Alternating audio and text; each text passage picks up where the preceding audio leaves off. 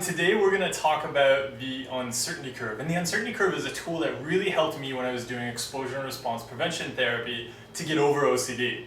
And in particular, what the uncertainty curve is great for is really validating the experience that you have as you cut out a compulsion and anxiety rises. And of course, if you've probably noticed this, I get questions about this all the time, people saying, oh, I cut out the compulsion, but right away I experience so much anxiety. Is that right? Am I doing something wrong? Why am I experiencing anxiety? I thought if I cut out the compulsions, I was supposed to experience less anxiety.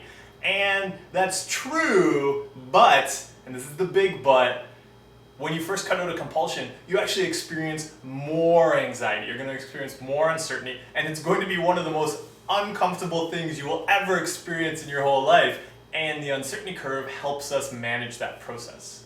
Before jumping to showing you how to use the uncertainty curve and exactly what it is, I'm going to talk a bit about where this came from, because I was really lucky. When I was doing exposure and response prevention therapy, I was also in college at the time. I was doing a master's program, and I was learning about product design and innovation.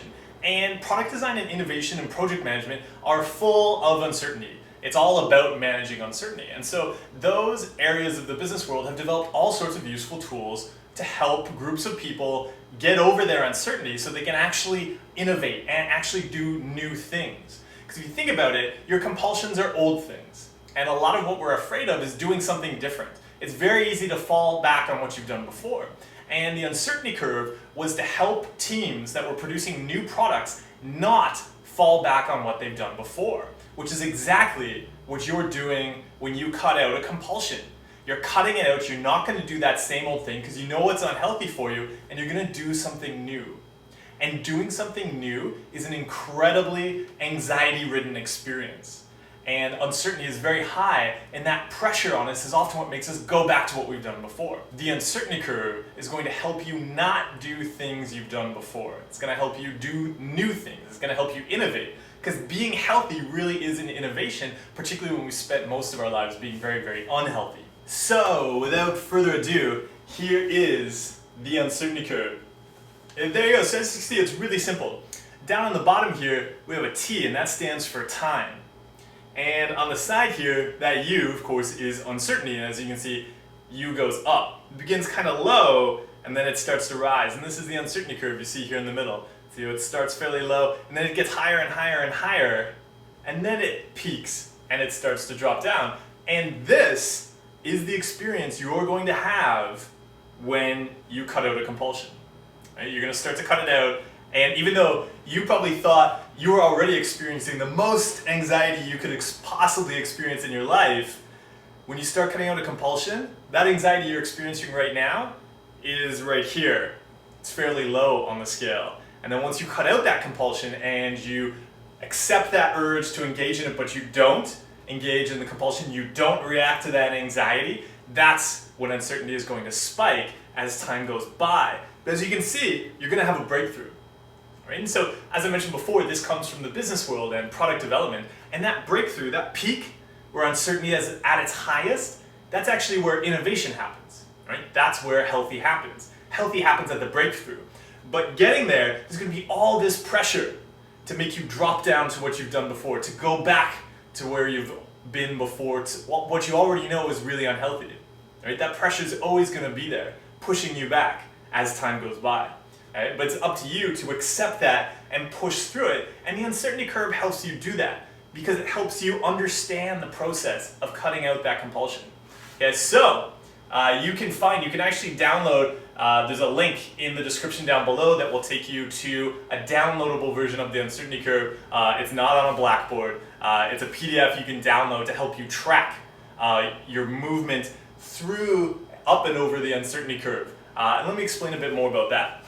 Cutting out compulsions takes time, and recovery takes time, a lot of time. And what the uncertainty curve lets you do is track that time. This is where I found it really useful, is being able to track the experience of cutting out a compulsion, because when you're in all of that anxiety, it does not seem like it's possible that that anxiety will ever subside ever again. It's just totally consuming your life, and you're going to be so wrapped up in it, it's going to seem like the end of the world. But when you can look at the uncertainty curve and know, okay, actually, for the last compulsion when I cut it out, It took about 9 days. I'm only on day 4 right now. Anxiety is supposed to be really high right now. I know that. That's what the pattern of cutting out other compulsions has told me. And it validates the experience you're having. It lets you know it's okay to experience a lot of anxiety, because you know what? That anxiety is going to get less if you keep pushing forward and get to the peak of that uncertainty curve. So like I said, it took about 9 days for each compulsion for me. That's what I found. And the uncertainty curve helped me see that, so that when I was starting on a new compulsion, I could recognize, okay, it's going to take about 9 days. And that means on about day 4 or 5, anxiety is going to be really high. So I'm going to make space in my life on that day, because I know I'm going to be dealing with a lot. The uncertainty curve is going to help validate that experience, and it's going to help structure your life so you're able to support recovery.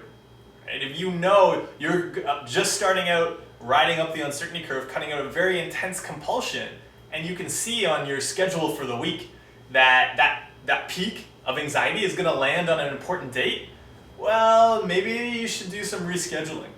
Right? And the uncertainty curve is going to help you do that. But it's also going to help you make sense of the process you're going through. It's going to help you keep track of that process. It's going to help you see all the mountains that you've already climbed and overcome. And you're going to be able to start to gauge how well you're doing with exposure and response prevention in relation to picking the right anxieties. Because whenever you're doing exposure and response prevention, you always want to work with somebody who's experienced in recovery, who can help you figure out which order to track the compulsions in. You always want to start small, right? The uncertainty curve looks kind of like a mountain, and you really want to think about this in terms of mountain climbing. If it's your first time mountain climbing, you don't start with K2, right? Second highest mountain in the world, very difficult to climb. That's not where you start your mountain climbing, right? You don't have the tools with you yet to climb that mountain. And so absolutely, anxiety should be really high when you start to cut out compulsions, but it shouldn't be so high that you're in danger of injuring yourself. So that's it for the uncertainty curve. Again, you can find a downloadable version on my website that you can use to track yourself through the process of cutting out compulsions and riding up to the peak of that uncertainty curve, hitting that breakthrough, that innovative breakthrough, where you're doing healthy things, and then ride that anxiety down on the other side. And of course, yeah, just remember, it's normal for you to experience anxiety. It's normal for anxiety to increase, in particular when we're getting over an anxiety disorder. It's just like physical exercise. If you want to sweat less, you have to sweat more. If you want to experience less anxiety, you have to experience more anxiety. But always do it in a safe way. Always do it on a structured program that takes into account the context you're living in. So check it out, the uncertainty curve, very, very simple, but very, very useful.